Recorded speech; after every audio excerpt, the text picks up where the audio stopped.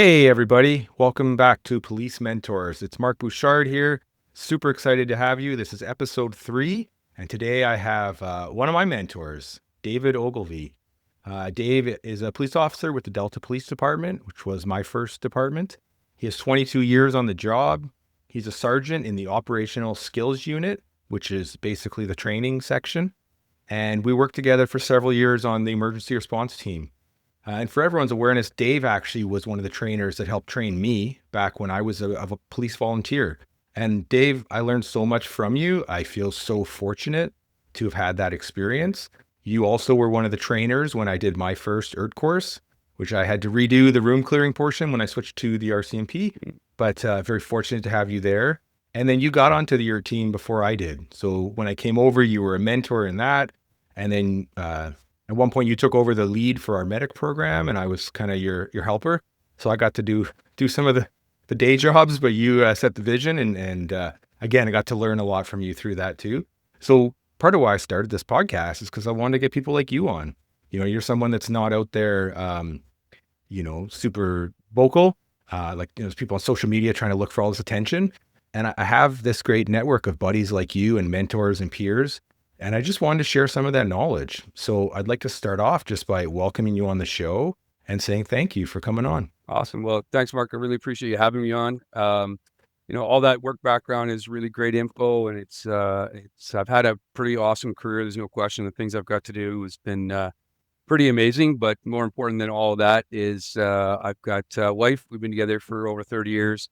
Got 4 adult children, 4 grandchildren. That's what's really important. Family is, people say family first, and often in policing, you'll hear people say, policing is, when you get into policing, it's family. And it's not. It's an awesome group of people, and it's a really great place to be, but it's not family. Family is family. It's much, much different. So that's what's really important. Yeah, I couldn't agree with you more, Dave. And I mean, I came out of the ERT program fairly recently. And one of the things that impacted me was things like my kid. At that time, my kid was probably 3 or 4, saying, like, "Dad, you're never here. How come I don't see you? Like, where are you?" Mm-hmm. And I'd be gone for days at a time. We had a huge area to cover. I worked full-time patrol. All my ERT duties was on top of it, and you couldn't get the time back. It was all money. Yeah. And it was a real tough decision to move my family across the country. But, what made me think of a book like Dr. Gilmartin, Emotional Survival for Law Enforcement. And at the very end of the book, he tells the story of 2 dads. And the one dad, his kid won't talk to him on his deathbed. Yeah. And that really sticks with me. And unfortunately, I've seen people in our career who don't have relationships with their families, with their kids. And I remember when I went through the JI, or my intro police training, that was what our instructors all joke about, being on their 3rd divorce and just how much damage was in their family. And I think we can change that. And I think it changes with conversations like this, with the kind of stuff I learned from you. And then try and pass it on and make it better for the next generation. So thank you for mentoring that, showing me a bit of the way and passing it on. Yeah. You can either be really awesome at your job, or you can be a really awesome dad. Um, you could be good at both, but if you want to choose to be awesome at one or the other, you're going to have to choose at some point. For many years, for us, a little bit financially, we chose to have Carrie as a stay-at-home mom. So, financially, I had to be working. But I tell you what, brother, the number of people now that have left the program, every single one of them that I talked to afterwards has the same kind of realization. When you first get on the team, you're super stoked. Everything's brand new. You want to be focused, you're trying to learn, you're trying to be the best new guy you can be. All of a sudden you're working a bunch of overtime, you're on call all the time, and you just at first don't even notice it. And then eventually, the analogy of the frog in the pot of boiling water, right? If you've got a pot of boiling water and you chuck a frog in there, he's going to jump out. The problem is the water is already boiling when you first get to the team, but you just don't care. Like you're super frog and you're like, I got this. But by the time you leave the team, guys have no realization how long they've just been living in that state of that just hypervigilance. Wait for the I was going to say pager. waiting for the phone to ring, waiting for that text message, and then you're on a job, cleaning up from a job, prepping for the next job, or training for the next job. So it's very, very busy, but you're having so much fun, you just don't realize it. And there's no, especially on the team environment, there's like, a lot of kudos and high fives. Nobody high fives you for taking the garbage out or, running the kids to soccer practice. So it's, and nor should they, because that's just your job. Yeah. Well, you talked a little bit about leaving the team. And I feel like as I've watched buddies leave the team, that I watched a lot of people go through a depression, that you have this incredible thing. And then when it's gone, you have this intense bond with a bunch of brothers and best friends, and it's hard to replace. Could you just talk a little bit about what it was like for you when you left? Yeah, you know what? For me, of course, I had my shooting, and a whole bunch of stuff that kind of stemmed from that. And I was good till I wasn't good. And then I was off for about 5 or 6 months, and um, my psychologist, and I was going to mention his name, but he's way too busy, and he's so awesome. I don't want anybody, stealing time, so I can't get in. But he's brilliant. And when it was time to go back, I said to him, like, I'm good to go, I think. He says, yeah, you're good to go. And he said, you don't have to go back, right? You've done enough. And I said, no, I appreciate that, but I have to go back. And he said, no, I know you're going to, and you're good to go, but you don't have to. But for me, I had to go back so that I could kind of end on my own terms. So go back, a little bit of reintegration, get back in the stack, doing my thing, get back to being, a quality team member and, doing the job. And then it was time to go. So for me, it was a bit of a natural kind of timing. So, mind, body, everything else. It was just my time was up. And of course, as with the municipal department, we have secondment timeframes, and my secondment was up, and I knew it was coming up. So a little bit different for me than maybe like some of the Mountie guys who, if they wanted to and things worked out, they could stay on the team forever. But I did notice, like, when I got off the team, I would be in groups of people, but it wasn't the same people, and there was just this kind of just a disconnect. And it took me a while to kind of get used to that. And the other thing was, it's comical for me because I try to be as low key as possible, but I'd be talking to people, and somebody pulled me aside, one of our inspectors, and they said, "Hey, when you first got on the job and you had your team, the SWAT team leader of the day, how you did him and what you thought about him. These new people look at you the same way." And it didn't really make sense to me because I'm just me. But so that took a while to get kind of wrapped around. And then when I came back, I ended up going to the road. I had a really good squad, so they were good people, and it was good, but it was just different, right? So, and for me, although it was at one point, and you got to be very careful about this, policing can define you. It can become your everything.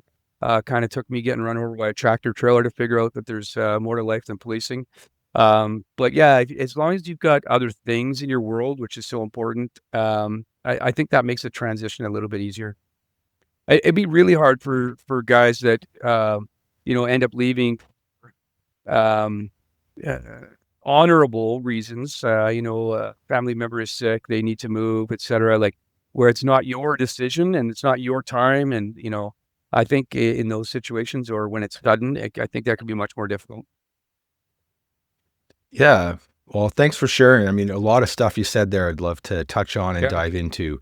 But I'll start with one, which was I spent some time off work as well Mhm. on stress leave, Mhm. and I was really nervous to go back. Like you're worried your buddies won't trust you, and it meant a lot to me to get to go back. I did a bunch more years, and then it was still hard for me when I left. But I think that ability to work your way back and to go in your own time, like you, I timed out, so I got almost 6 years that first time, Yeah. and then I managed to get back in the program. But yeah, I feel like in watching somebody's leave, there's like a hole, because as you described, when you get in, it kind of takes over a lot of your life. Mhm. And then when you leave, you need to re-identify. Like I went from being, Mark the hockey player Yes. to Mark the cop Yes. to Mark the ERT guy. Yeah. And now I've transitioned and I'm Mark the dad. Like So that's my biggest identity, love that. which means like, I mean, I had to pick, I was Yeah. going to struggle at one of those two. Yeah. And I still hope to get back in the program in all honesty, but I chose Mark the Dad over Mark the Earth Cop. Yeah. That's smart. Yeah. Um, hit on something there. I was just trying to think. Yeah, getting back. When all those things you said are true. Like, are the guys going to know that I'm there for them, that I'm good to go? And it was challenging because I've been involved. I've been a trainer most of my police career. And so I really understand people coming back to work and the process and all those things and help people get back, previously, but standing at the 2-3 corner, holding scene security or holding a containment point. Well, 2 or 3 brand new guys are at the front door making entry. That was tough. I knew it was just a protest and it'll come around, but I could tell you exactly where it was and exactly where the spot. And I was just like, literally brand new dudes going in the front door, and I'm just like, okay, it's a time. But what was really great was when I was, back in the stack and solid, the guys got to see that, yeah, I was squared away and, yeah, and just leaving on my own, like, not that kind of air of mystique. And honestly, though, what's really important to add is if you've been through a thing and you've been off, getting back to that thing is not really important to hear this. That is not the measure of whether you're okay or not. And that might be even policing in general, right? If I don't get to be a cop, is that going to be the thing that says I'm okay? When I got training for Cops for Cancer in 2005, got run over by a tractor trailer, and yeah, I'm in the hospital. My hand is completely messed up. And the thing I was saying to my wife right away was like, do I still get to be a cop when this is over? The chief of the day, Sesford was our chief at the time, Jim Sesford. And she kind of was upset. She left, and he came back in. And he stood at the foot of my bed. He said, listen, you're going to be a cop till you decide not to be a cop. And if we need to retrain you or whatever, get a different gun. Like, your job right now is just to get better. That's your job. And that's what I needed to hear at the time. And as the curtains open, there's all these cops out there, Delta cops that I went to the academy with that just had heard about it. And this was hours afterwards. And so those are the things where people say, oh, it's like a family. Yeah, it's like a family, but it's not family. Yeah, that was, that's what I needed to figure out. But that was my focus was, okay, my hand is screwed up. I had young kids at the time, and my immediate reaction wasn't, am I going to be able to pick up my kids or chuck a ball with my kids? What was like, do I still get to be a cop when this is over? Right. That was that time where it was my everything.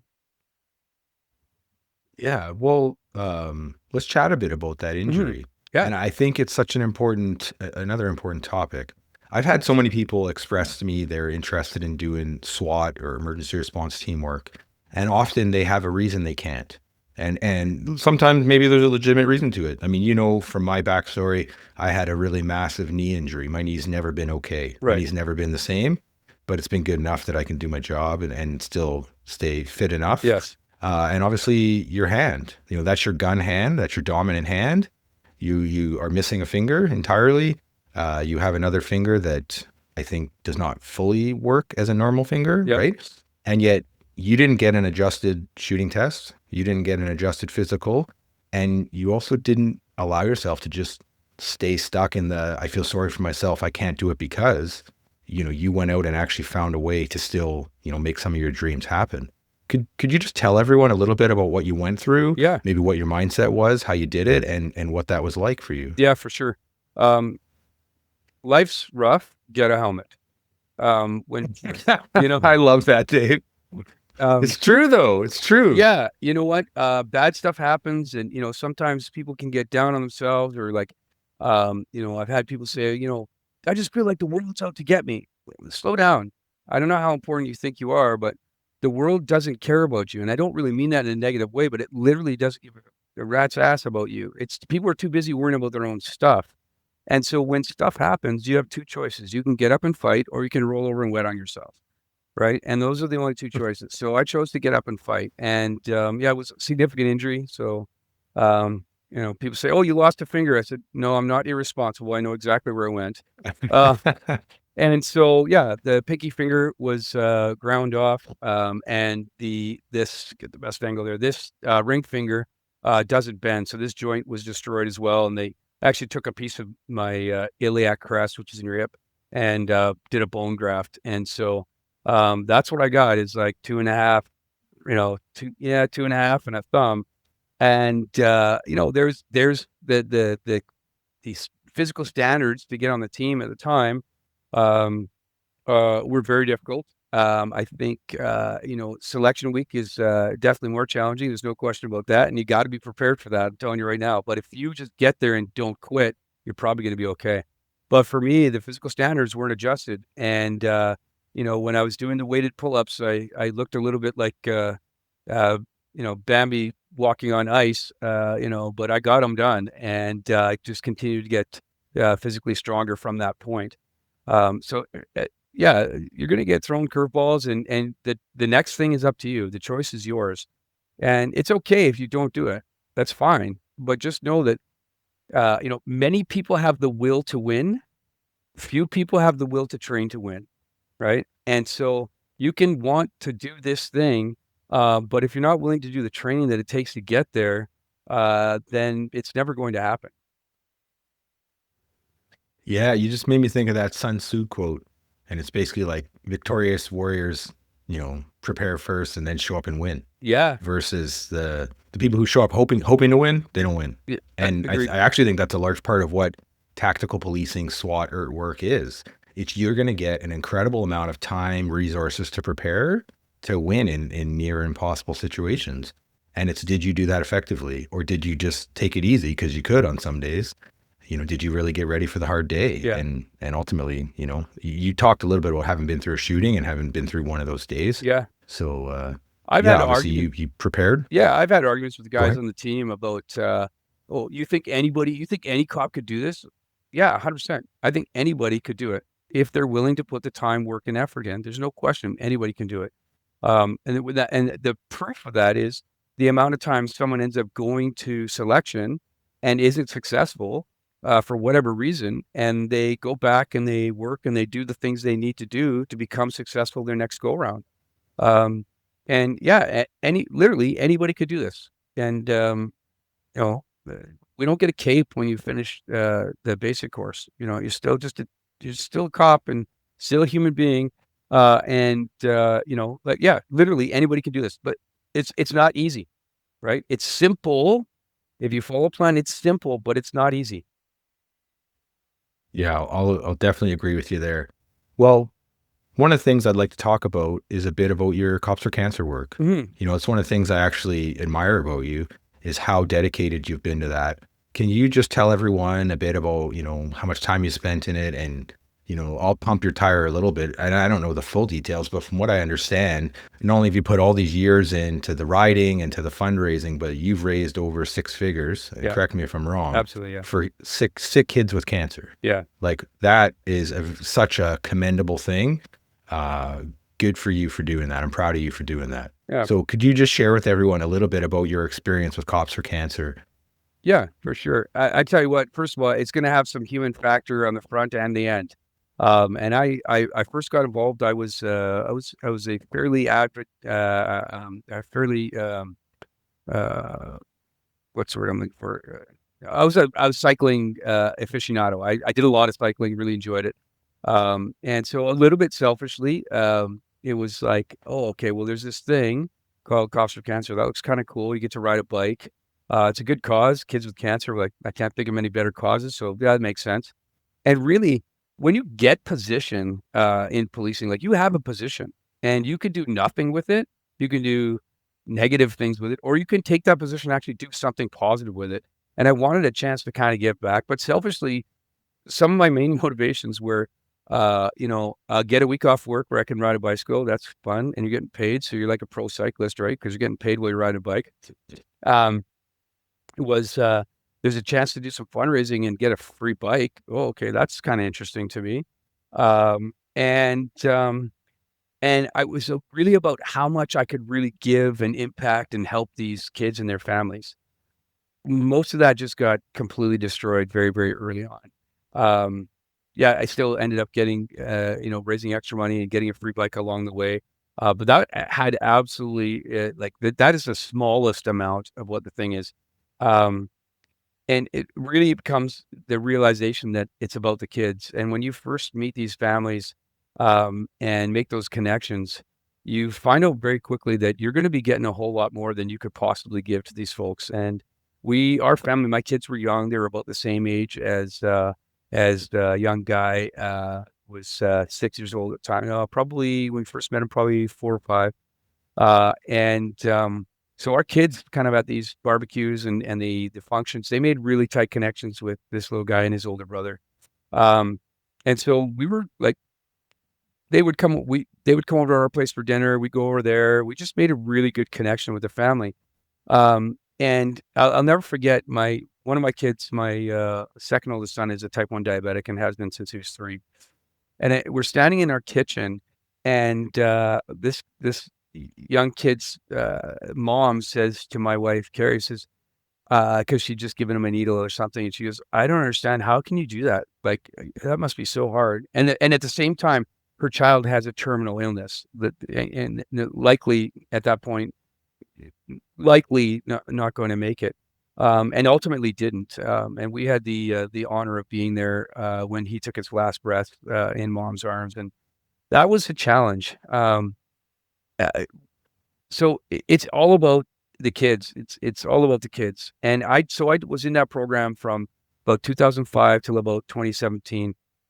And when it was time for me to leave the program, I remember saying to a friend of mine, I said, "Yeah, I'm thinking about leaving Cops for Cancer." And his response was very telling.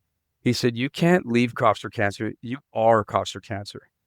And that was exactly why it was time for me to go. I kind of, because of, watching this young guy pass away, and had been involved with another family, and wasn't there when he stepped away, but was certainly very close and tight.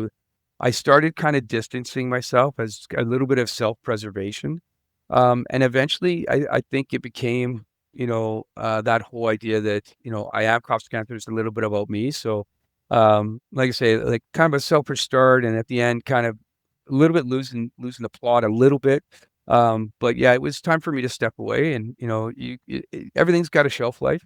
That being said, there's a barbecue tomorrow and a ride with the alumni, and I'm going out for that. So I might kind of dabble my toes a little bit back into it. So Good for you, brother. Well, I'm so impressed with what you've done with that, and the fact that you get to stay involved as part of the alumni, maybe not be, as fully involved as you were at one point, but like, wow, what an important thing, and like so good for you to have done that. but it comes down to, like I Uh, said, like the families, like people in general.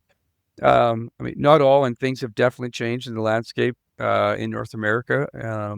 And unfortunately, whatever happens in the U.S. is, attributed to us here. But um, you have a position, and people look up to you, and they grant you certain kind of status as far as integrity and all those kinds of things. So now, what are you going to do with it? Like, and if you can do nothing, there's no question. But you kind of have an obligation to do something to give back. yeah, and I would echo that. Like to anybody out there listening, I mean, I'm guessing there will be many police officers that do listen to this. You know, how can you make your world better? And whether that's at work, whether that's not at work, Yeah, like some of this would be off work time, obviously. But it's kind of how I used to see a little bit of policing. Like, do we just want to sit around the coffee shop complaining yeah, about what isn't good and what we don't like? Or do you want to go set up a roadblock and find a drunk driver? yeah, Or do you want to actually dig into that fraud file that no one ever investigates and go solve some crime? yeah. I'm Like, gonna oh, say no I'm to the better than last one. frauds. Well, it would get me I excited, but know. I might be a weirdo for that. But even things like finding the drunk drivers, man, like I don't know how many drunk drivers I've caught in my career. I would guess it's over 100. Hmm. I would actually guess well over 100. I suspect that saved somebody's life. Agreed. I don't say that jokingly. Yeah, There's times I've had in one traffic stop caught 2 drunk drivers. I don't know how you do that. but I Love did. that. That's great. And I don't say that to brag. Like, it's so often you could catch more than one in a shift. There's many shifts where I'd catch three, Yeah. right? And now those weren't necessarily all full crim code drunk driving cases, but you're getting someone off the road who might have gone on to kill someone. Yeah. So yeah, I would leave that challenge out there to anybody. What are you doing to make your world a better place, Yeah. to impact your sphere of influence, both on and off the job? And I was actually going to end with this, but I'll share it right now. One of the things I heard from you is there's magic in the shirt, which really just means like the people before us, they did many great things, honorable things, and people respect you when they see you in the uniform Yeah. because of what those before you have built.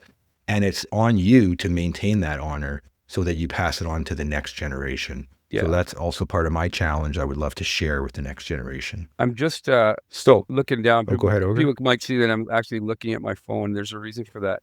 I'm just looking up for the name of a book that hits this that whole topic. It's called Legacy, and it's about the All Blacks. And they talk about leaving the jersey better than you found it. It's a great book for like teams, etc. And that's exactly true. People went before us, and they paved the way for us. And it's an honor and privilege to wear this uniform, and you can't throw that away.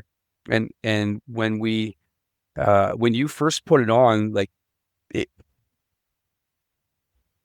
the first time you walk down the sidewalk or in a mall in uniform, and people just get out of your way, you're like, that is weird. What? And then you kind of look down at yourself and really, oh yeah, okay, I've got a uniform on, and when we talk about use of force, and this gets lost a lot of times. We've got the subject behavior, we've got the situation in the middle, and then we have subject behaviors, the black and gray, and then on the outside, the colors. One of those things is officer presence, and just her presence is actually a level. It's very, very low, but it's a level of force. And when we have the ability to control our actions and do right instead of wrong, then that's how we keep the magic in the shirt. We are constantly, there's not a lot that's super black and white in policing. There is very black and white, right, wrong, but we live in this world of gray. And talk about walking on. I mean, I know you've heard this before, but talk about in policing, you're walking along the side of a ditch, and nobody has ever. Sorry, let me back up. Lots of people have intentionally jumped from one side to the other of a ditch. That's totally possible. And people have accidentally fallen into a ditch. That's possible. It's not possible to accidentally jump over to the other side of the ditch. And so when you think about it, the right is on this side of the ditch. Wrong is on the other side of the ditch. And in the middle is like, I've kind of screwed up, gray, etc. And yeah, sometimes we make mistakes. We fall in the ditch. And from the good side, I can reach my hand down there and go, hey, give me your hand. Come on up here. Let me give you a hand. We'll sort this out together. We'll take responsibility. We'll do all those things that we should do to make it as right as possible. And then we'll take our lumps. But when you jump to the other side of that ditch, it would mean that I would have to intentionally step into the ditch. And I don't do that. I might accidentally fall in the ditch, and I have time and time again. But when somebody jumps to the other side, that's when they're doing something intentionally wrong. And I'll tell you, you think about it as a young copper, you're talking about a $2.5 million to $3 million decision, because if you lose your job, that's what it's going to equate to. Not only that, worse than that is you're taking the magic out of the shirt. When somebody deals with somebody and they're ignorant, or they lie to them, or those kinds of things. Yeah, you might win. That thing might have worked for you in that instance, but some other member is going to have to deal with them tomorrow, next week, next year. And you're just making their job much more difficult. Yeah, I recall being a police volunteer and you teaching us about ethics and morality and that kind of stuff. And one of the terms you had said is basically like, my arms don't reach that far down. Yeah. Like, I'm here to help you. If you're trying your best, like, obviously we'll help you through things and we'll make mistakes, and we understand that. But it's that difference of like knowingly, intentionally doing, highly unethical things. Yeah. We're not here to cover it up. No, absolutely. And that's actually a real part of why I wanted to chat with you, because I think we often hear of the thin blue line as though that's what it is. It gets it almost gets overlapped with this concept of like a blue wall of silence. Yeah. Like, you could do anything, and no matter what, I will always cover for you. And I think it's a bunch of BS. I don't actually think that's at all how it's used. Yeah. Um, yeah, it's just very mischaracterized. And personally, what I see with something like thin blue line, it's used often as like a sign of shared understanding of the danger, of the pain, of loss when we lose an officer. And I know obviously you got some tattoos. I'd love to just ask you a bit about that, a bit about what they mean to you, why you got it, when you got it, Okay. and just kind of what your take is around that topic.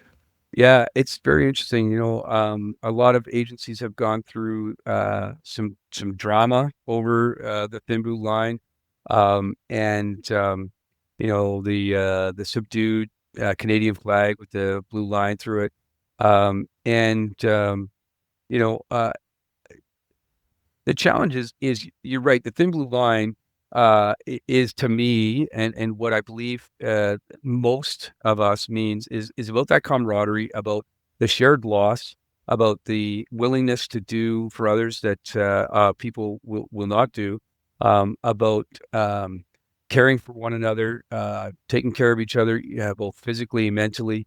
Um, it's about that brotherhood, sisterhood, but it's not about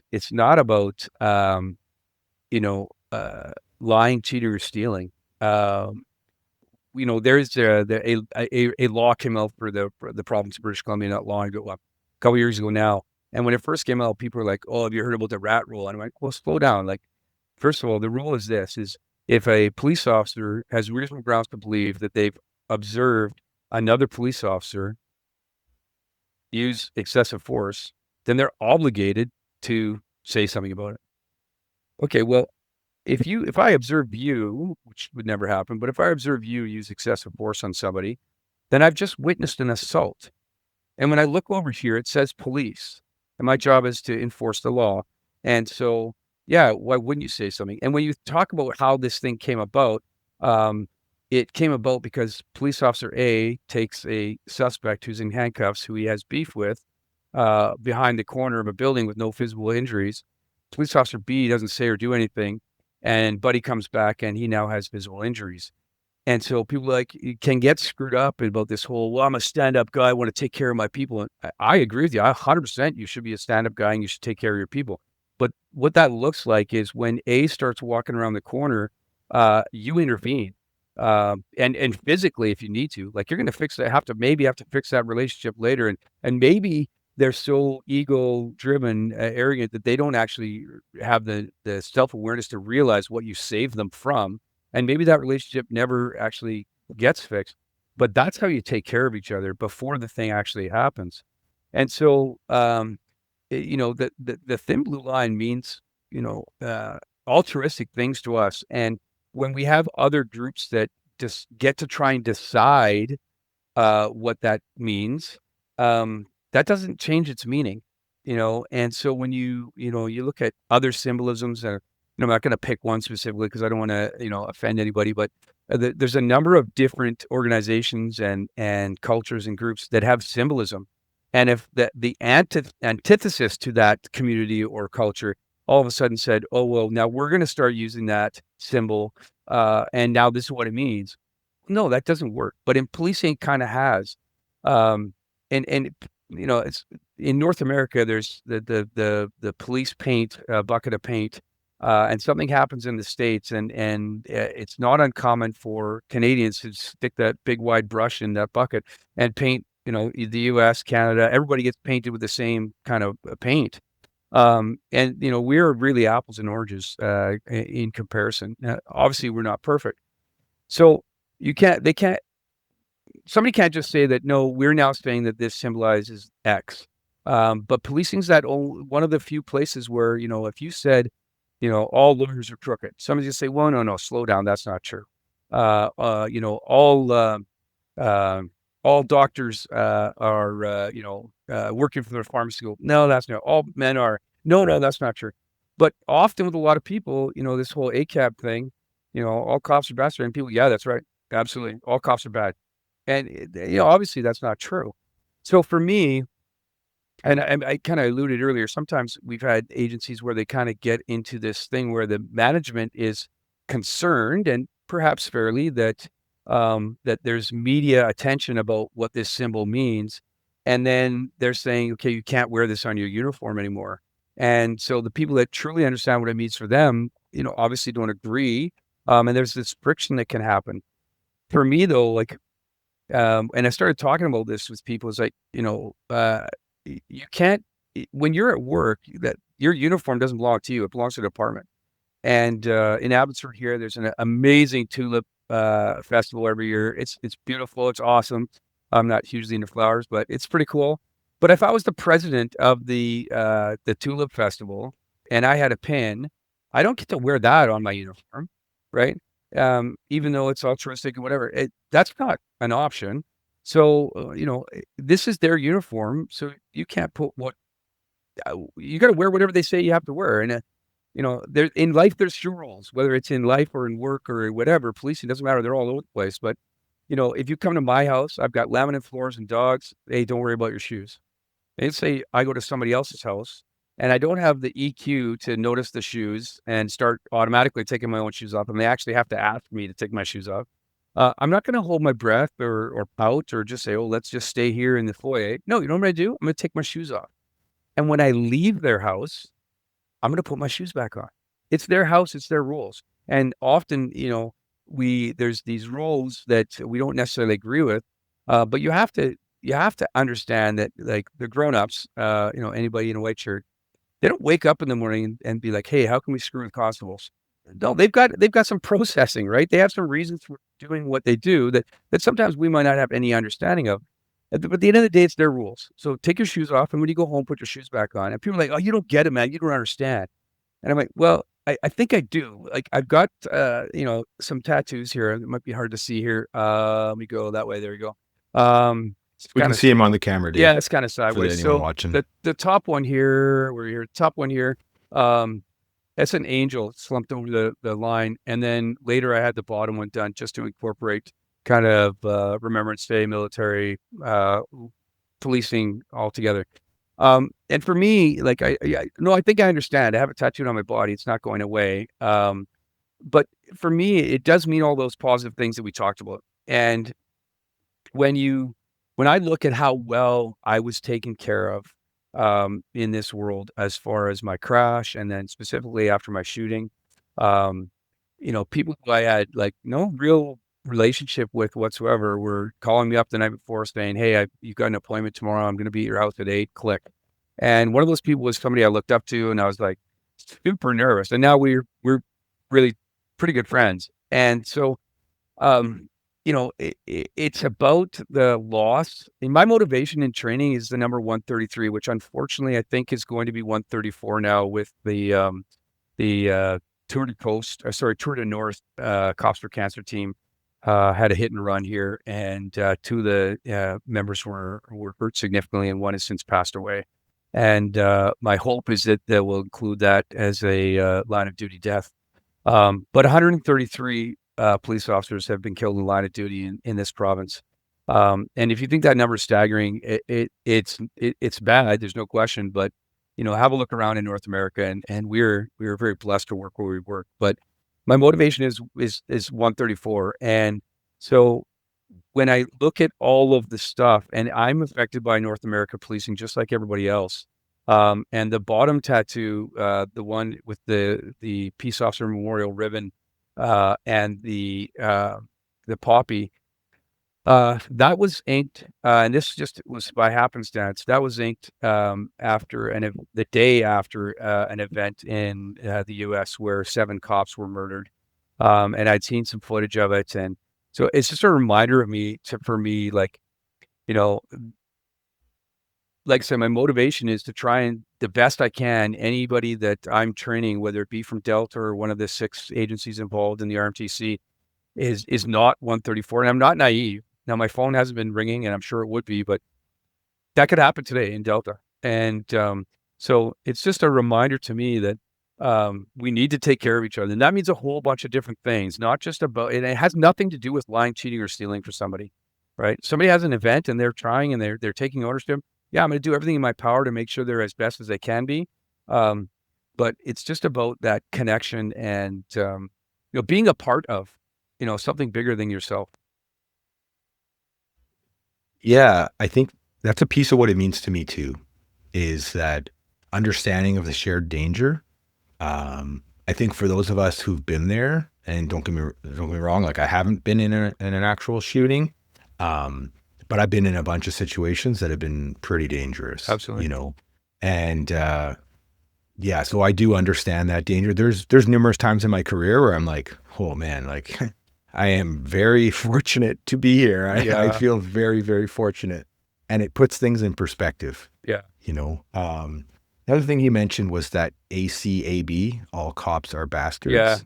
There was a mural, I believe it's in Victoria, somewhere on the island, where that got included in the mural that was funded by the council at that point. Yeah. And to me, that's about prejudice.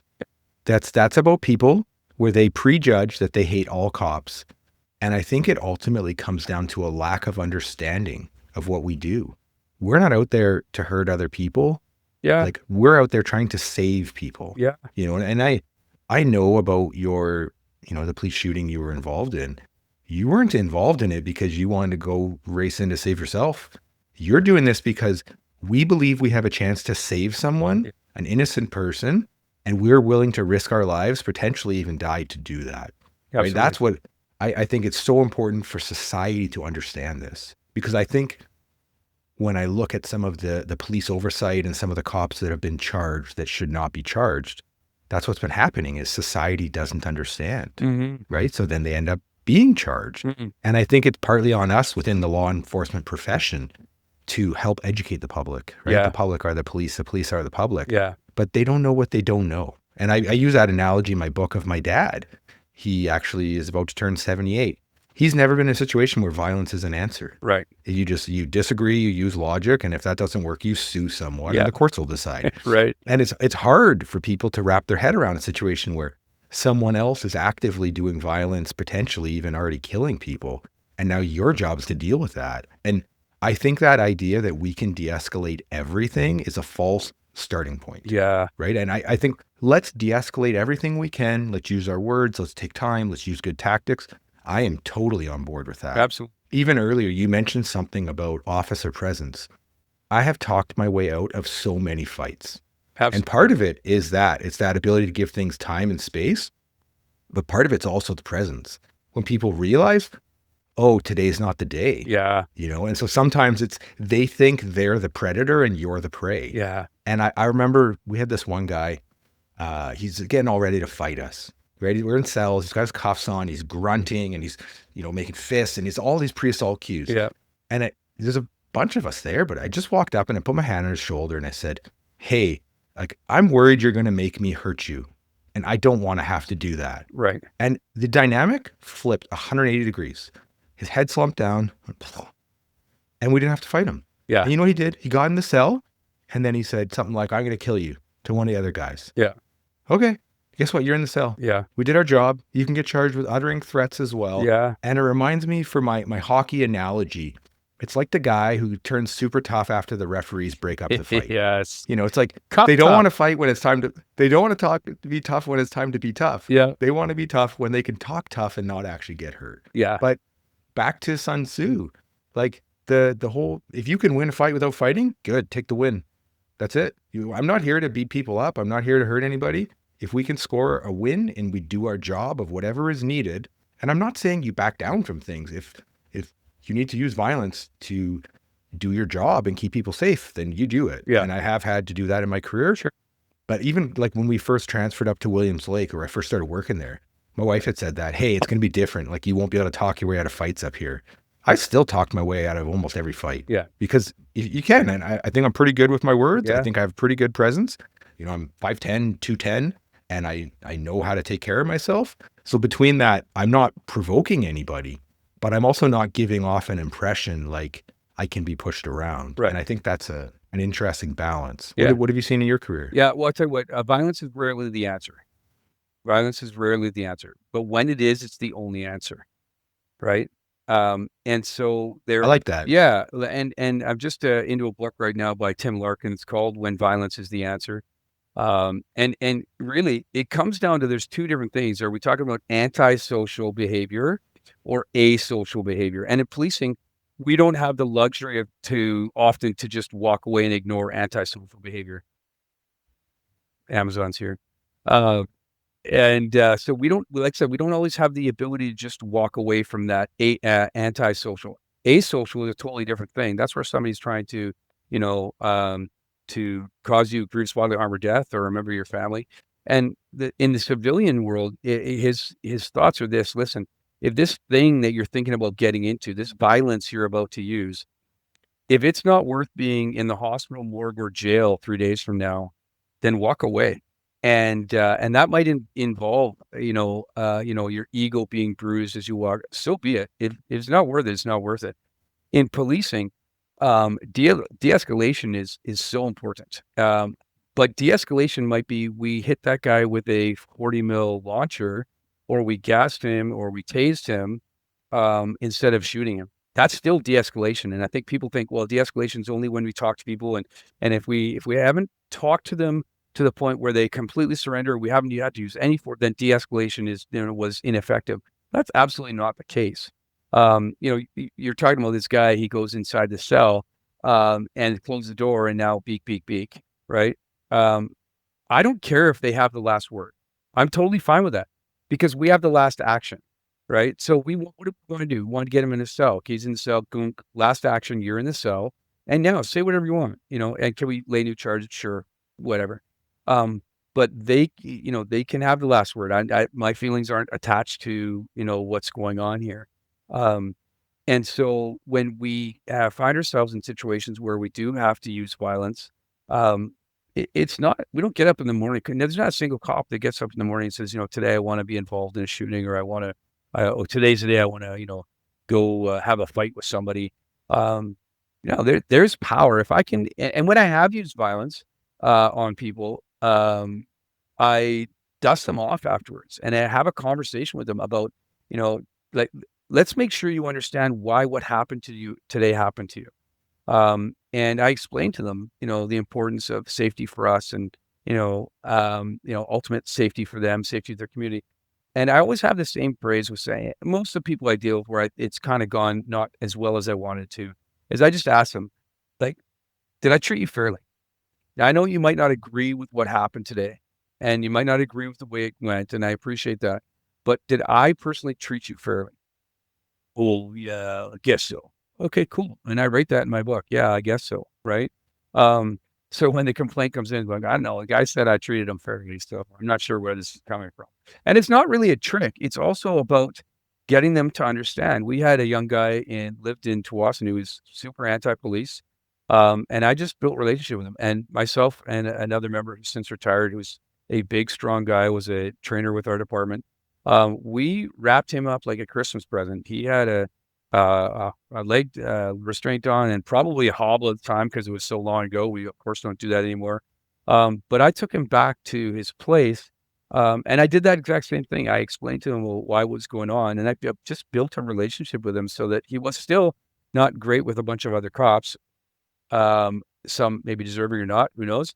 But he was good with me. And about 2 years ago, my phone rang out of the blue, and it was a female, and she was talking to me, and she said, "I understand you're a police officer." Like, yeah. It was a bit odd, quite frankly. And she said, "Well, my friend, he says you're the only cop that can be trusted, and there's something going on right now, and it had something to do with some child exploitation." And pretty serious file that, they lived over on the island. They weren't anywhere close. And eventually I asked her, like, okay, well, who's the guy? And it took some prodding, but she told me, and it was this guy that had been this 17, 18-year-old kid, this anti-police, et cetera. But he reached out, and hopefully the information that I ended up actually talking to him on the phone, and he's got a kid, and he's got work in his life and all that good stuff. But we have to, be nice until it's time not to be nice. When it's time not to be nice, be extremely not nice. Take succinct physical control in the first instance. And I mean that, within the confines of the law, policy, the National Use Force framework, etc. But take succinct physical control in the first instance. So be nice till it's time not to be nice. When it's time not to be nice, be really not nice within the confines of all those things. until the second you have control, and then just go back to being nice. It's not uncommon to get these guys that are cuff tough, right?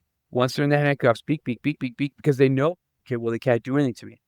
But I've seen cops the same way, right? So maybe there's a big, strong dude, maybe a bit of a rounder street guy. They allow us to put cuffs on them. And then once they're in cuffs, the cop is like, hey, beak, beak, beak. And it's like, well, man, hey, slow down.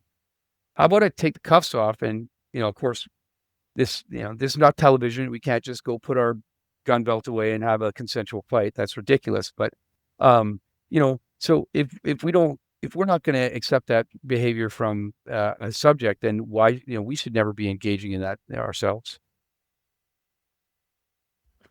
Yeah, I hear you. I think too with the guys, and I've certainly had lots of people where they want to talk tough once they end up in cuffs. Sure. Um, the cuffs are always coming off. Yeah. Like we're going to the cell block, and then like that's what I would say to them, just like, hey man, like I get you're super tough. We're going back to cell block soon. I'm gonna have to take those handcuffs off you. Like I hope that you'll comply. I hope that we're gonna have to get you in a cell. You may not like it. I'd love for you to do this peacefully. Yeah. And at the end of the day, you get a say. And I think what I like just from knowing you, what you described of even after Ben and someone like a pretzel or whatever happened that day, I think you actually want that person to feel like you treated them fairly. Yeah, I don't think it's just it's a liability. Like no, you want to leave every interaction with someone feeling like you treated them fairly. Yeah. And I will say, I echo that. And I think I learned a piece of that from you. I would try and leave every traffic stop where someone wants to thank me at the end. And that might sound unreasonable, but I've had lots of people I give a ticket to and they thank me. Yeah. Like genuinely thank me. And I would explain, here's what we're doing. Yeah. That's that. When that happens, that's brilliant. That's a win. The number of people I've arrested for drunk driving who thank me. Yeah. Not because I'm giving them a lecture and I'm being, mean to them, but it's like, hey man, I'm worried. Like when you really talk to them, usually they got a drinking problem. Yeah. And usually there's pain in their life. Yeah. Often they've lost a child or a parent or some other terrible issues come up in their life. Yeah. Like you said earlier, life gets hard. Yeah. And that pain is spilling out into the world. Yeah. And I'll often just try and spend a minute connecting with them and saying, hey, like, I don't want to be here arresting you for this. I want to keep our community safe. I'd rather help you get some help and see this problem from a very different lens than the, hey, just throwing you in jail kind of thing. Yeah. And I've had a bunch of people like legitimately, same like you said, thank me. And I think that's what we should be doing. We should strive to do a good job and connect with people. It doesn't mean we accept what they're doing, but like you said, like good came out of that. And I think in many other ways, that is what will happen. You will build trust in the community. You'll build respect. This goes back to putting the magic in the shirt. The person can leave at the end of the day being like, I don't like that cop use force, or I don't like that thing happened. I got arrested. I shouldn't have gone to jail.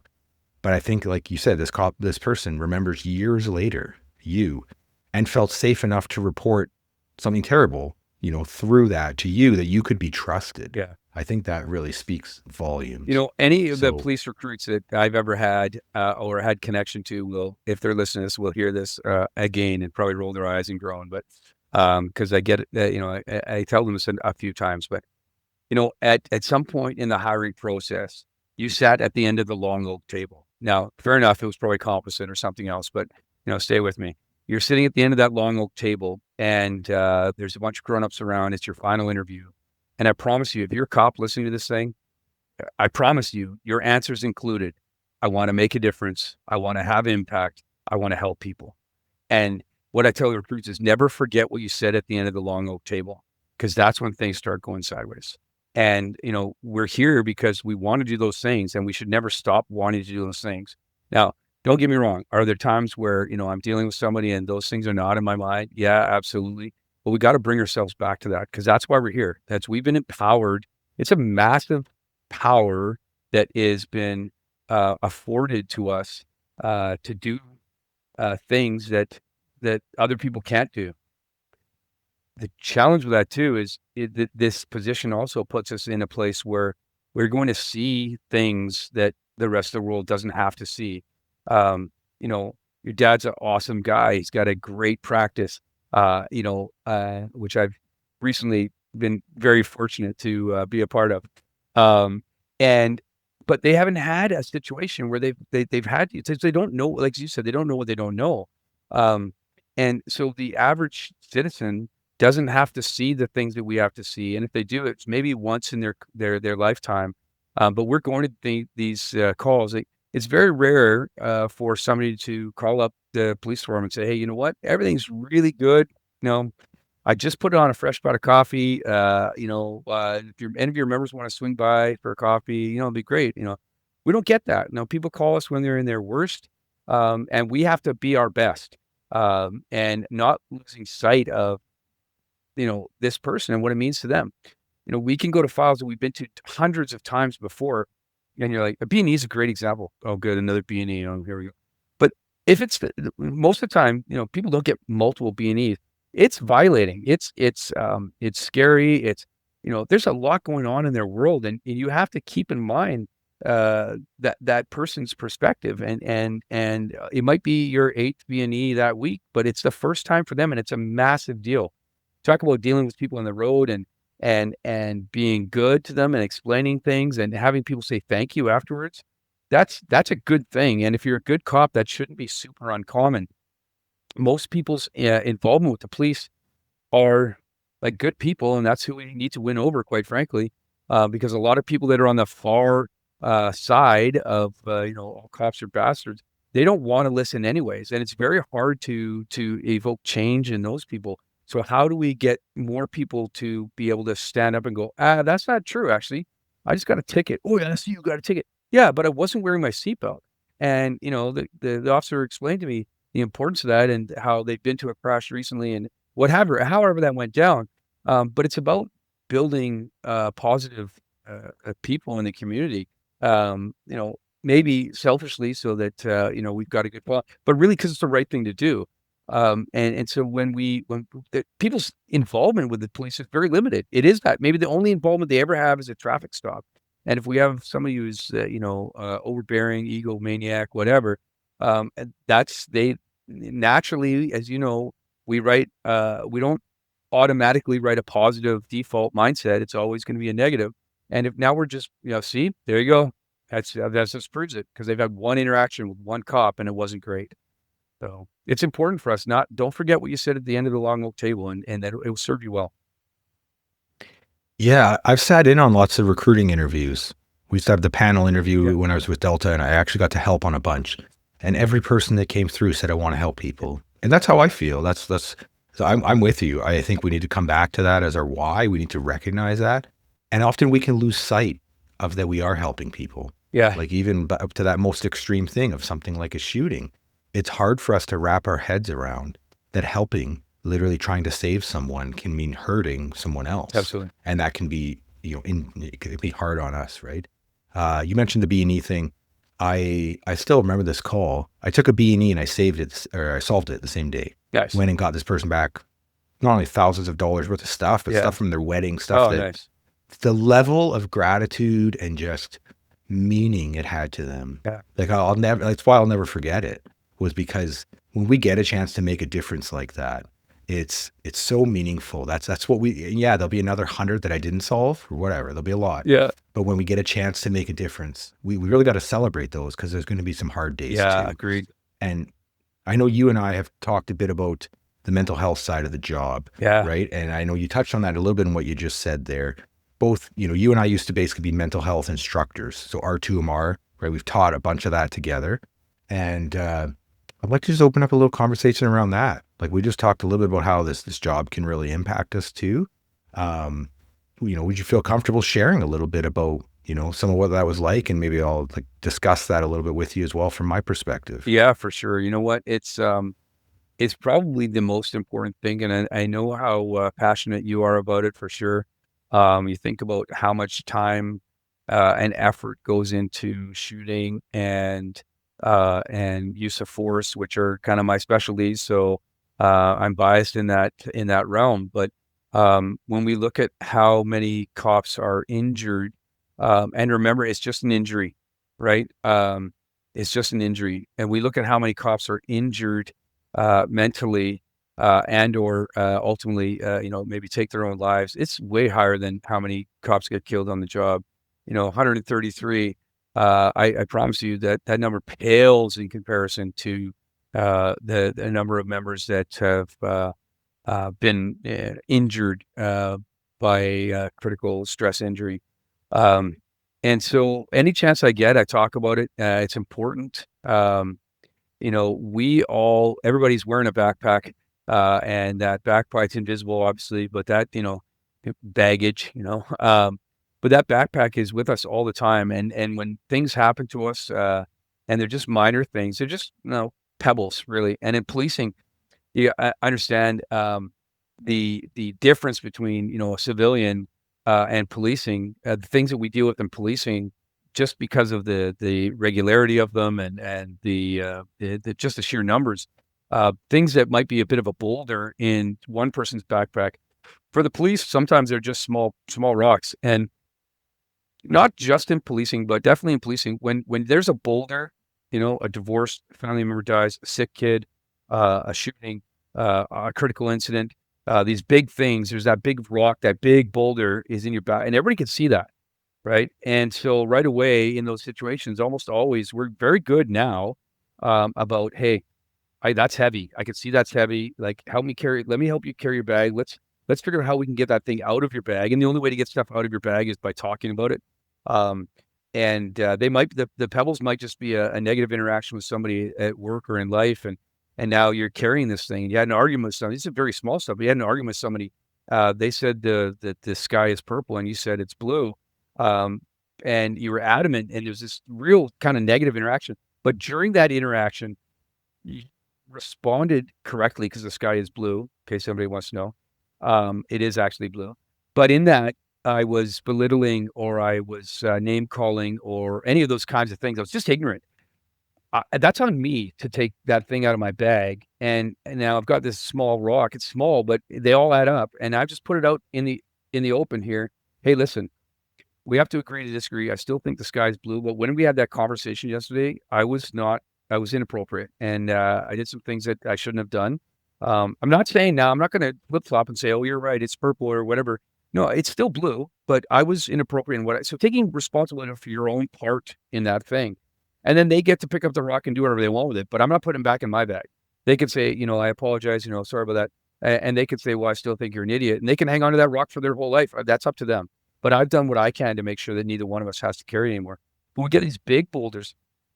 There was a time where, when I first started policing, I don't know, I'm sure people were seeing a psychologist or a registered clinical counselor or something, but nobody talked about it. Like, I was completely unaware if anybody was. And so, but nowadays it's not uncommon. And for me, my current inspector, the first time I ever saw a psychologist was after my bicycle crash. One of the things was I had a physical traumatic brain injury. So, you get that rattle, and kind of one of the easiest way to explain it is you have all these pathways and roads. There's a map inside your brain.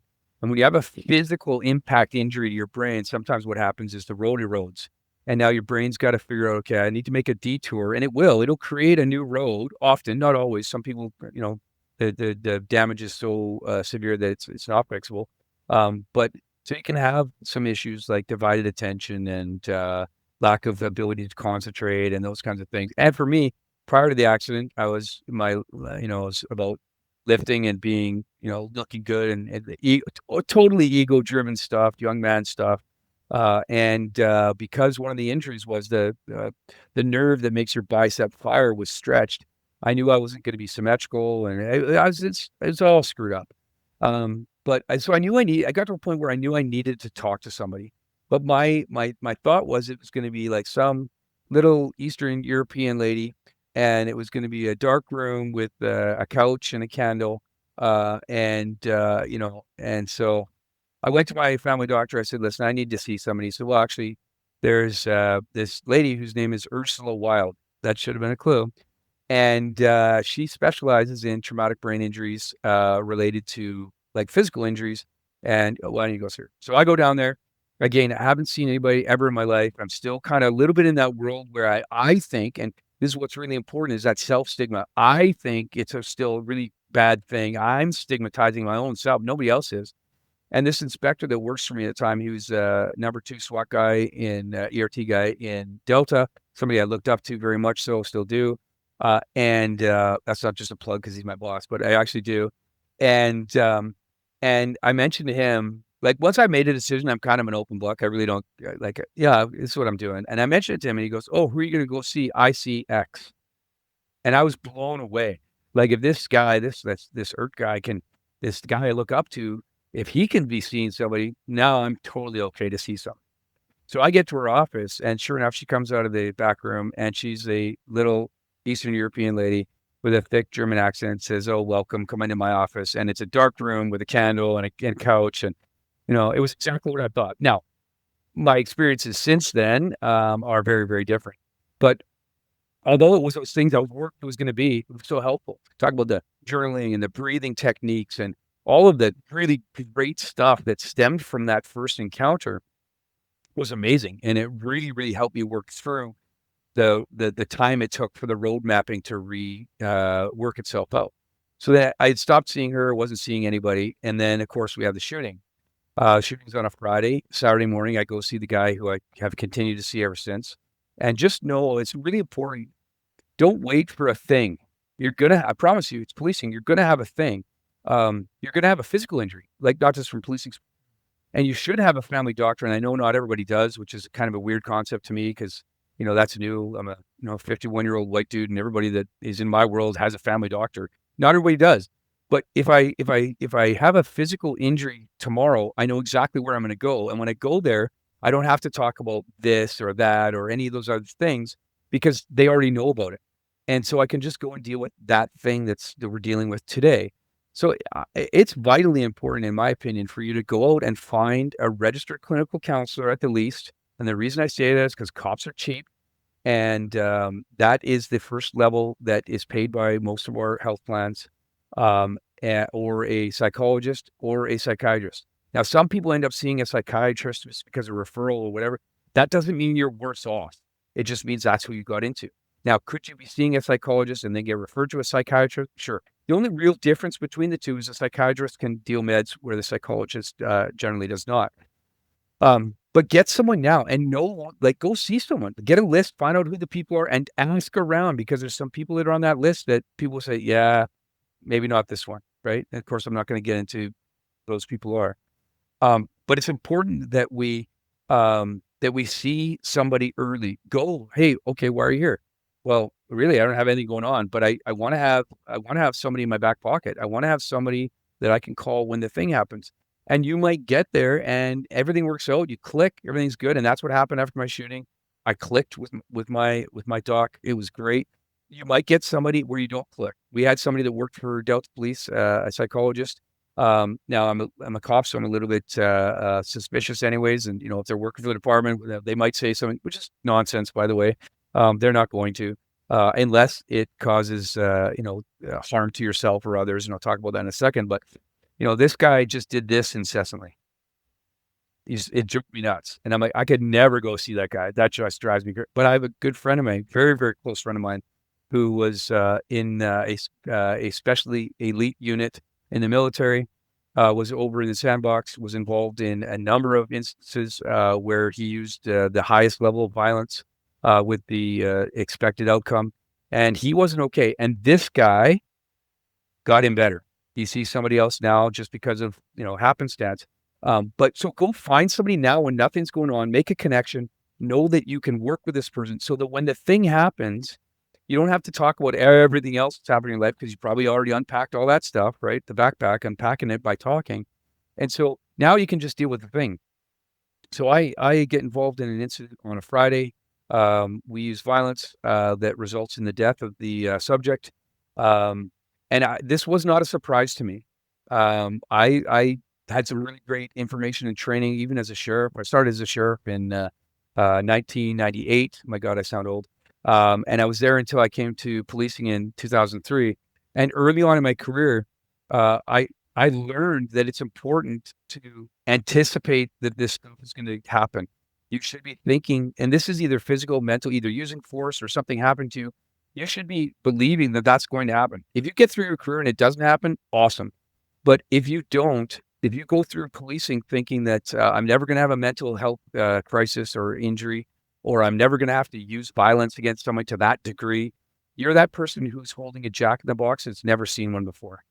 And the music's playing, dun, dun, dun, dun, dun, it's never, bing, and the clown jumps out, and I get it, clowns are scary. But if you have played with a jack in the box before, it's a difference between being an if thinker and a when thinker. And I tell the new police recruits when I have access to them is, listen, if you're sitting here and you're thinking, if I ever get into a situation where I have to use violence, or if I get into a situation where I'm going to have a mental health, then either change your mind, change your thinking, or get a new job, because your mindset should be when my event happens, I'm going to win the day. I'm not going to survive. I'm going to win the day. And when I have a critical health injury, whether it's physical or mental, I'm going to win that too. And so when my event happened, when that shooting happened, I was not surprised by it. I knew that was going to happen at some point. Prepare your family. My wife knew that at some point in my career, I was going to phone her, knew that at some point in my career, I was going to phone her and say, hey, and this is how it went. Hey, I've been involved, and there's been a shooting in Burnaby. I was involved. I was the shooter. The guy's dead. I'm okay. I can't talk about it. I'll talk to you later. And I basically hung up the phone.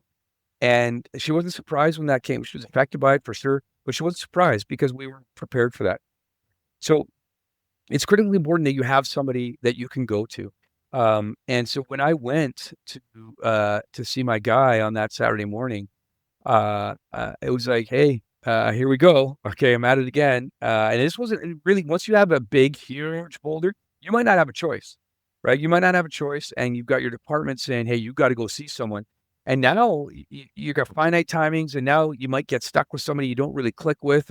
And so it's really important that you take responsibility for your own mental health, the same as your physical health, training, et cetera. And so lucky for me, I connected, and I sat down, and he said, listen, um, it's important for you to know a couple things. There is no confidentiality. And a lot of people think that there's confidentiality between your doctor or your spouse. Doctor hasn't been for, I don't know how long. Spouses, you don't have confidentiality with your spouse. You used to till about maybe 5 or 10 years ago. The only one you have confidentiality with, guaranteed, is with your lawyer. That's it. Nobody else. And so he said, listen, just so you know, like I can be a compellable witness, but I've got a really poor memory and I don't make very good notes. And so I'm like, okay, fair enough. What he did say though, is if you tell me something that I believe is going to put your life or the life of another person in danger, then I am obligated to say something. And so be it. I think that should be the case. But this idea that you're worried, you got to find somebody you can click with that you trust, because maybe you've done something, maybe you've jumped over the ditch. Nobody knows it. But you've jumped over the ditch. And that one thing, that ditch jump, is a thing that you really actually need to talk about. But if you don't trust your person, you're likely not going to talk about the ditch jumping. But that's really what you need to get through to heal. And don't get worried that, oh, well, if I talk about it, they're going to make me have to go. No, that's not the case. But just find somebody you trust, work on it early. Just know that, like, people all over the place in law enforcement are seeing somebody. It's the only, in my opinion, certainly in my agency, the only real stigma that still is there is that self-stigma, and it can be the hardest to get past. Yeah. I mean, wow, so much wisdom there, Dave. And I mean, that's why I brought you on, man. I learned a lot of this stuff from you. And obviously, we got to teach a bunch of it and engage in many of these bigger discussions Yeah. around this. And that's something I've really learned. Like I would say, I wrote a book and, used stigma in the title. And that's the biggest thing I learned about stigma. It's so much easier to be okay with someone else struggling. It's so hard to get to a point where we're okay with ourselves having a hard time. And I spent years saying to myself, I haven't done anything wrong. I don't have anything to be ashamed of. It's because I didn't believe it for years. I thought I was weak and something's wrong with me and everyone else is fine. And then it was only when I came back and I started, like, you'd be riding with somebody on the team and you just open up and just be honest. Yeah. And you'd almost always hear, yeah, me too. You know, Yeah. yeah, my wife said she's going to leave me if I don't get help for my PTSD, or the panic attack thing. Yeah, I thought I was having a heart attack. Like, just, it's impacting all of us in slight variations. Yeah. Not everyone is exactly the same, Yeah. That but just that self-talk. we're all human. Yeah. That self-talk it's brutal. There's I don't even try and say who it was. You might actually know. Um, yeah, I won't say the names because I don't want to misquote, but there's a individual you like I said you may well know, and they talk about having this inner voice, their inner Bobby Knight, and that they would make a mistake and they would just beat themselves up and be like, self-deprecating and just literally mean, horrible to themselves. And part of their recovery, getting through this and getting to a more stabilized, neutral place, their counselor, psychologist had them when they made a mistake, and they felt that kind of inner dialogue, to pause, take out their phone, do a selfie video, and imagine. And everybody who's listening to this right now, you can imagine a person in your life that you love, that you admire, that you respect, that you would want to take care of, and whoever that person is. Now, film a selfie video of yourself talking to that person about that same mistake that you just made. And what would you be telling them, right? We'd be telling all those things that you should be telling yourself. That, you know what? Hey, listen, buddy, you're a good person. And, I love you. You're a really good dude. Yeah, you did this thing. It was kind of stupid. Fair. But that's not, you're not your whole is not just the things you've done. You're a whole person, and people make mistakes, and there's ways to make this better. And that's kind of, what we need to be doing. We need to change that inner dialogue. And again, it's one more of those things. It's simple, but not easy. And so it's vitally important that we take care of each other. In policing, there's this awesome camaraderie. I was talking to my son. We just spent a couple nights up in the bush with him, me, and his 5-year-old daughter. And on the way back, we were kind of talking about this. It's like, you got to be good to yourself. You got to have that like positive inner dialogue. And, sometimes things happen to us and we don't have any control over them. And it's important that we focus on the positives. So, yeah, like I was saying, like there's this strange dynamic in policing, right? Where, if they're not making fun of you, they either don't like you or don't trust you. And so there's this element of, dealing with stuff with humor. And, if you, I'm going to pick on somebody, if they ever listen to it, they'll maybe be mad. But I helped one of our members who actually lives in our complex here. I helped her get hired. She's an awesome kid. But she had a couple times during block 2 where she forgot to put it in park as she got out of the car. Right. And, jump back and put it in park because you're jacked up. You're excited, etc. And nobody teased her, but if you get called gear shift for the next 3 weeks, that's part of policing, right? If they're not making fun of you, they either don't like you or don't trust you. Right. And if they're not making fun of you, they don't like you or don't trust you.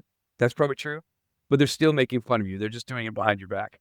So, it's important that when you get into this world, or if you're already in it, that you have to understand that's going to happen. You got to be a little bit thick-skinned. Now, I want you to hear me very clearly. I am not talking about any of the, the 7 or 8 or whatever they are, HR deadly sins, right?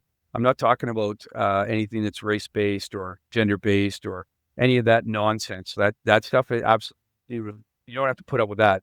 But just know there's a healthy amount of ribbing and things that go on, and that's part of that community. It's part of that connection, right? So, Yeah, I think that's the best part of the job.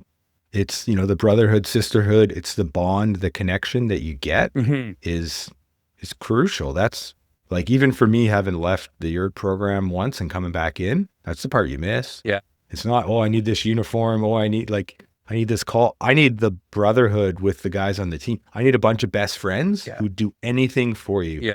at any moment, Yeah. Except because lecture that's the Steve. kind of when you've had well, exactly, Yeah. but when you've had each other's back, Yeah. and I mean, I got friends from when I was a little kid, and they're still some of my best friends today. And it's because we grew up playing hockey and getting in fights together, and Yeah. just they had your back when you were legitimately in danger. Right. And I reference this a lot, but there's a book called The Like Switch, and has something called the friendship formula. So proximity, frequency, intensity, and duration. That's basically what makes friendship. So your neighbor, you see them all the time, your coworker, all those reasons why we develop friendships. Yeah. But a huge one's intensity. When you Yeah. go through really intense things, like you've talked about some of these calls you've been through, some of the things you and I've been through, right? That's what builds those friendships, like I jokingly say, like best friends for life. We got a mutual friend, which is Sanjay. Yeah. And obviously in my book, I write some journaling, which was essentially emails to Sanjay. Yeah. And I ended up talking to him once, and we hadn't talked in like over a year. He's like, man, when we talk, it's just like talking to one of my best friends from high school. It's like we haven't missed a beat. Yeah. It's because you go through all this really intense stuff. And it's just like that with you, Ogre, Yeah. where like, we don't chat on the daily. We don't chat. There's lots of months we Sure. don't chat. Yeah. But when we do chat, when we actually get together, or when we have a phone call, it's like nothing. You haven't missed a beat. Yeah. And it's because you've been through such intense things together. Yeah. It could be 5 years, Yeah. and I could see you, and it would be the same thing. It'd be Yeah. a big hug, and I'll actually probably close off with something that I learned from you. Mm. And in talking a bit about some of the mental health stuff and whatnot. Yeah.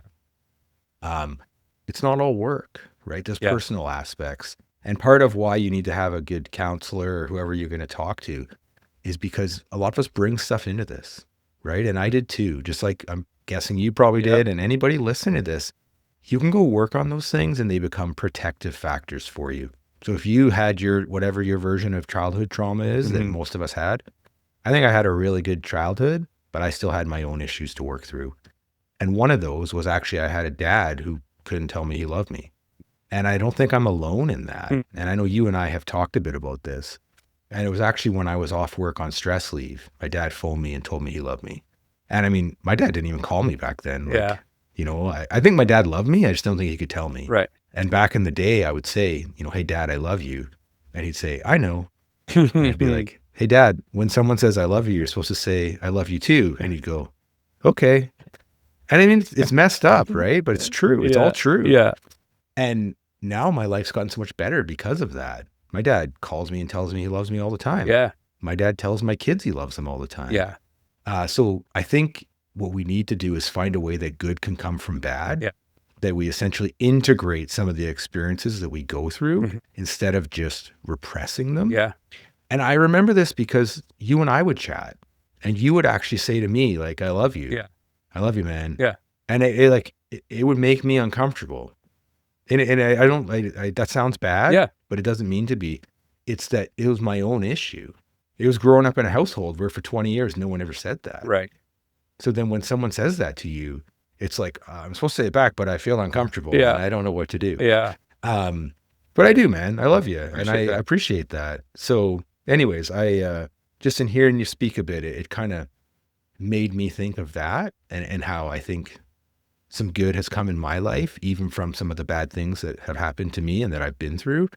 And back to your if not when. Yeah. Like if you want to do this, you want to go do real hard things, you got to find a way to process it and also to try and find some good out of it. Yeah. And even now, some of the coping stuff I've learned, I mean, my kids are just little guys.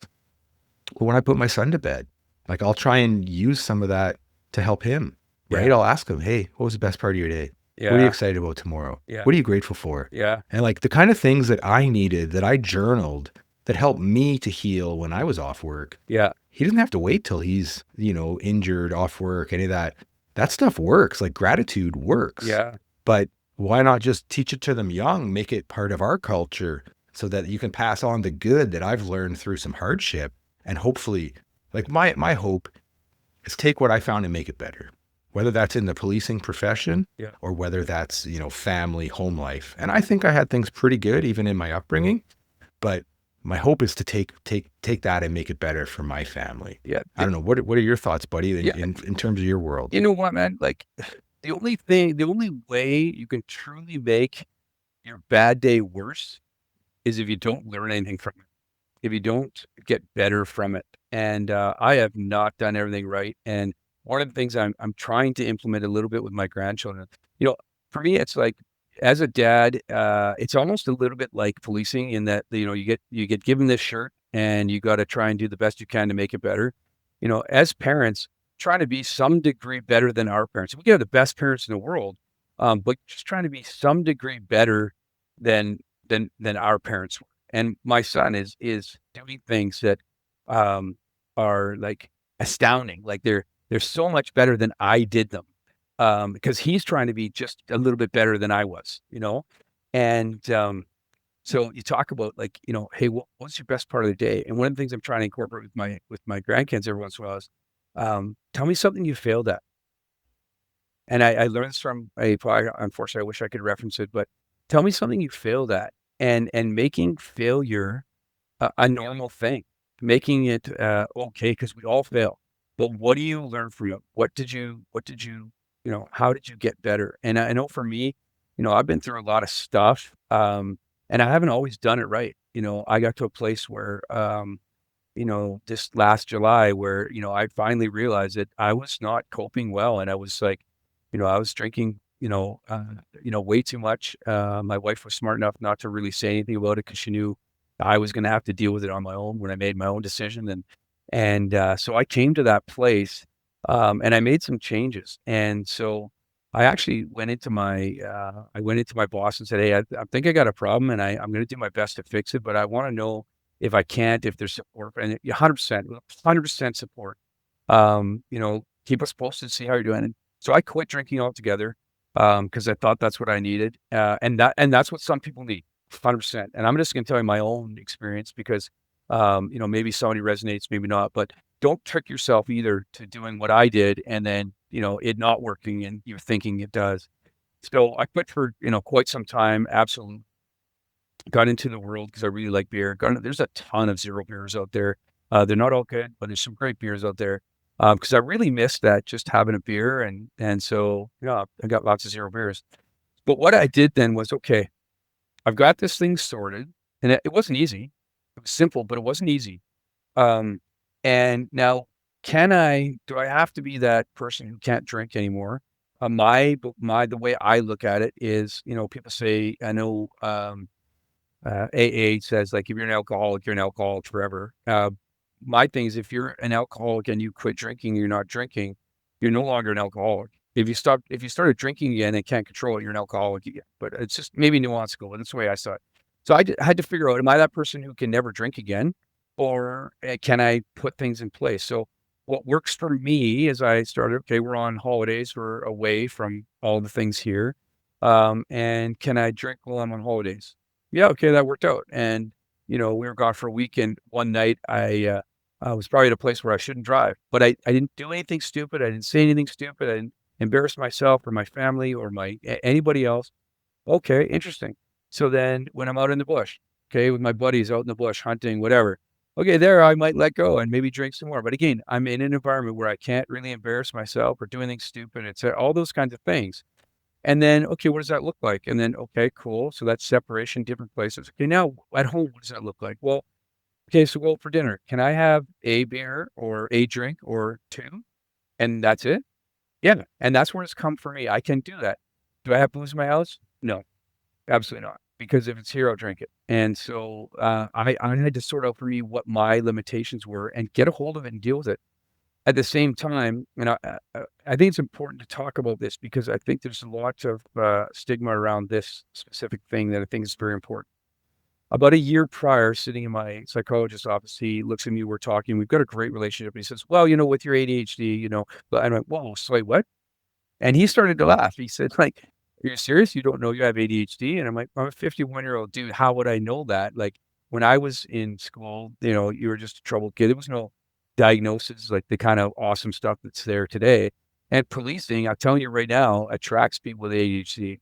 Like there's a ton of cops with undiagnosed ADHD. And so I kind of set it on the back burner. And when I decided that I needed to sort some things out of my life, I decided, you know what, maybe I'm going to try some meds and see if it makes a difference. So I went and saw my family doctor. He's an amazing, amazing man. And he said, yeah, let's try it. And, it's pretty simple. I'm going to prescribe you something. And if you take it and you get all jittery, then you didn't need it. And he knows me well. And he says, yeah, you're probably somewhere on the spectrum because like everything else, it's not just way up here or down there. There's a realm.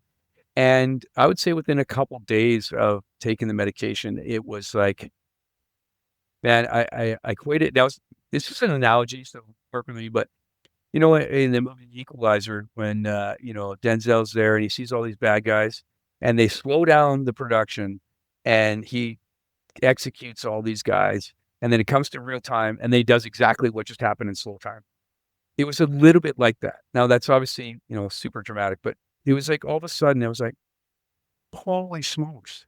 Like, does the rest of the world get to process like this? Like, I can be focused. I can like my overall limited anxiety is gone.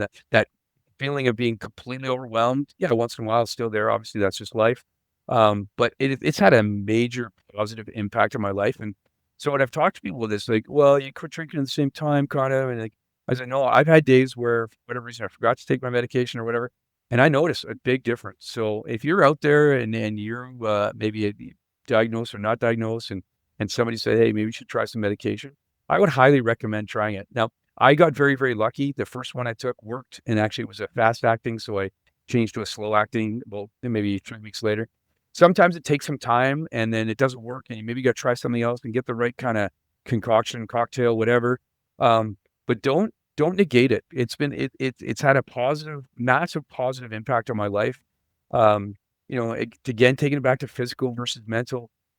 If you had severe high blood pressure, and you weren't taking your high blood pressure meds, people would say you're crazy. Like, what are you doing? No, this is going to make you a better person. And I'll tell you right now, it's made me a better person. And so if somebody out there on the fence, 100%, I would highly recommend give it a whirl and give it a fair, honest chance. Same thing with the psychologist.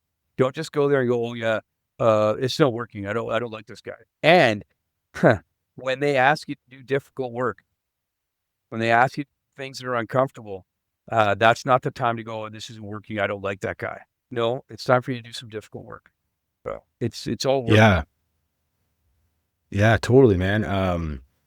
You know what? I remember at one point I went to see a psychologist and I looked at it like surgery.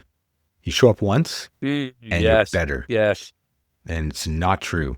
And I remember it was like a 3-hour round trip. By the time I go, I do it, I come back, and I'm like, I'm never doing that again. I don't feel any better. Yeah. And now I look at it like physio. Yeah. Like you just said, you got to do the work. Yeah. I would have, when I was off, I'd have one appointment a week. Yeah. And you had the rest of the week to go work on things. Yeah. And they would give you things to work on. Yeah. So I obviously thank you for sharing all the other parts too, Yeah. Dave, of the ADHD and the medication, and for just normalizing it and sharing it in case that does help other people too. Yeah. So, but yeah, I definitely wanted to highlight what you said there. And you also mentioned earlier about developing that relationship early. Yeah. And I mean, you know this from knowing my story, but I showed up one day, I was on stress leave, and my psychologist just forgot about me. Just wasn't there. Like, I'm paying you $200 an hour just to help me. Yeah. And I was in tears. Of course. It was devastating Of for course. me. And then how do you continue with that person? And now you've got to go find someone new because they've just shattered your trust. Yeah. And so hopefully people, and I know you speak to, new police officers, or you have been, and that's a bit of what you were sharing about your when, not if, and really preparing for some of those hard things. And I think, as we're kind of winding up here, I would love to ask, you've already shared so much wisdom. I mean, I've learned so much from you over a lot of years. Is there anything else that you would love to leave people with? You got so much background, so much to draw from. Are there any kind of key takeaways that you would love to leave for the audience out there? Yeah, you know what? I think, one of the things we talked about is people that are looking to get into this job and either get onto the team. And I think what's vitally important is trying to understand what's important when you're the new guy, right? A new person. So I'll just go through a couple things. This is all stolen information from a Jocko podcast. So just so, and Jocko has no intent in suing me, but, credit where credit's due. And the first thing is this, like when you get through the academy or you're a cop, maybe looking to get onto a specialty section, nobody gives a shit about the training you've already completed. They all had to do the same thing. So good for you. Okay, yeah, you finished the academy or you've been a cop for X amount. Okay, good. So lots of people. Nobody cares. What's important is you got to earn your your reputation. Your reputation is everything, and everything that you do is going to become your reputation. My dad told me very young, you got 2 eyes, 2 ears, and 1 mouth. Use them in the proportion in which they were given to you, right? That's 1 to 4. Keep your eyes and ears open. Keep your mouth shut. Don't be late. Don't forget any gear. Always be looking for work, whether that's in you're trying to get on the team, maybe you're out doing striking. I don't think we don't call it anymore, but you're out role playing or what have you.